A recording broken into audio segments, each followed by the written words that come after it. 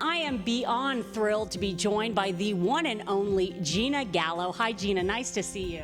Great to see you. Well, first of all, congratulations. I know it's been a few months now, but I got to congratulate you on the twins. Oh, thank you.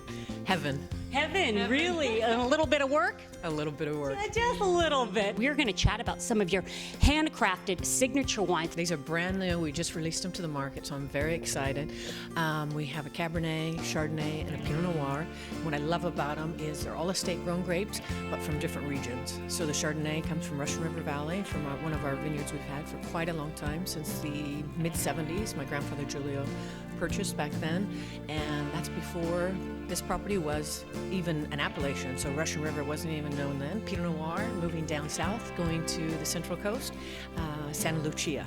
Lovely Pinot Noir. It's a little mix of Burgundian and true California, so you have the black cherry fruit, but also some of the spice like the thyme and the herb that lifts up that fruit. Very delicate. And then lastly, the Cabernet I love. Cabernet, where do you go? We finally jumped over to Napa, so Napa Valley for the Cabernet. It's a Bordeaux blend, very luscious. All of the wines I would say that I create, I love them to match up with food. So they have this delicacy, not to overpower the food, but also very expressive of the site and where they come from. It's really fun, so it's really great. It's the first time with our family name and wines that I've really created. We've jumped out from Sonoma. The time is right now. And the time has been right for your family for, over 75 years now. For anyone who's not familiar with Gallo, well, I don't know, they must be on another planet. Talk to us a little bit about your family's rich history. Okay, well, my grandfather Julio, my great-uncle Ernest, unfortunately not here anymore, adored and loved working with them. They started our family winery back in 1933.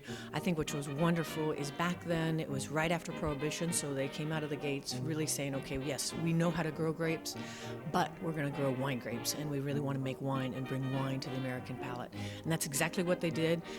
With that, they had lovely wives. My grandmother and my great aunts, who really started the business as well. My Uncle Ernest's wife, Amelia, she actually did the books, the accounting, and then my grandmother did all the cooking, the cleaning, and the tending to of the office and the winery and all the helpers that were working with them. So the four of them together were living with each other for many, many years, literally in one house, and really just built an amazing foundation. I think just mostly out of respect for each and every one of them, which is great. And today, as you say, I'm 77 years now, and the next generation, my father, my uncles, they're really very much involved in letting us, the third generation, excel as well in our own area that we really enjoy. The largest family-run winery in the world? In the world. In the world, people, in the world. And when you were growing up, did you think that you were going to be a winemaker one day? Never. Never. My grandfather Julio was the winemaker, and it was him and his boys, and that was it. And naive, you think he's going to be here forever.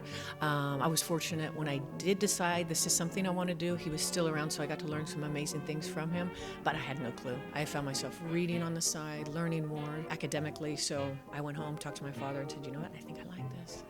He said, like, yes! He said, well, go talk to your grandfather.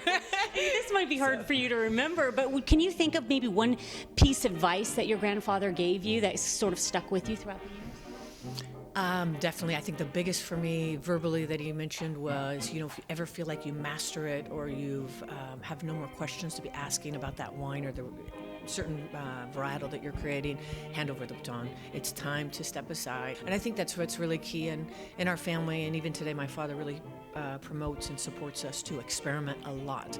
And that's key because when you experiment, you're going to have failures. But if you have someone that's really supporting you, you're not afraid to fail, because even if you fail a couple times, that one success is huge. So I think that would be the best advice. Well, this might seem like a silly question because you don't know any different, but what was it like for you growing up as a Gallo? It's almost like a celebrity name. We really didn't know any different. We grew up in a very small town, a great community, a farming community. We were one of everybody, and I love that. Getting older, I think when it did finally hit me, I was in college, and I was going in to buy something in the grocery store, and someone looked at my ID and said, Gallo, like wine? And I was like, no. Nope, not me. But that was the first time I realized, okay, it is probably a decently well-known